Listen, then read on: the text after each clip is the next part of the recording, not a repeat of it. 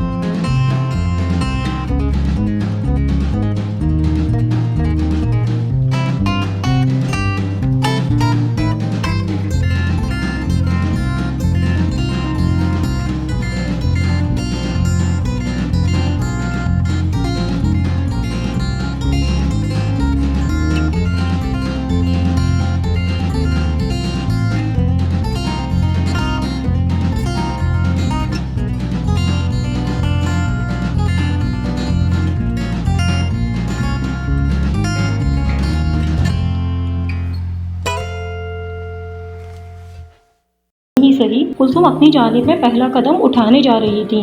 आपको मेरी ये किस्त कैसी लगी? मेरा एक इज़हार लाइक करके, चैनल को सब्सक्राइब करके, बेल आइकन को प्रेस करके, वीडियो को शेयर करके कीजिए। इकाई, दहाई, सैकड़ा, हजार, 10,000, लाख, 10 लाख, करोड़ और 10 करोड़ यह आदात हैं और इन आदात से हिस्से बनते हैं और बढ़ते हैं। आपका ख़ानदान भी इकाई की मानद है और आपकी ज़ात से वाबस्ता आपके अटूट और प्यारे रिश्ते दहाई हैं और फिर आप सैकड़ा। इन सब में से अगर इकाई और दहाई को हटा देंगे तो कभी भी सैकड़ा नहीं बनेगा और ना ही आने वाले बिलतरतीब बाकी आदात, हिस्से और हिस्सों की तादाद बनेगी और बढ़ेगी। यानी इन सब की बुनियाद इकाई से है, बिल्कुल ऐसे ही जैसे आपका प्यारा घराना और आपका ख़ानदान जो आपकी बुनियाद है और इकाई के बाद फिर दहाई है, यानी आपकी ज़ात से जुड़े आपके अज़हद प्यारे रिश्ते। इकाई और दहाई नहीं तो आगे कुछ और भी नहीं है। बिल्कुल ऐसे ही आपकी ज़िंदगी और ज़ात की मिसाल भी इन आदात और हिस्सों की मानद वाबस्ता है। आप अपनी सारी ज़िंदगी को और अपनी ज़ात को, अपनी शख्सियत और पहचान को हमेशा अपने ख़ानदान और अपने अज़हद अज़ीज़ प्यारे रिश्तों से जोड़ कर रखें, क्योंकि आप जो भी हैं अपने असल और अपने कुल से हैं। इनके बग़ैर आप कुछ भी नहीं हैं।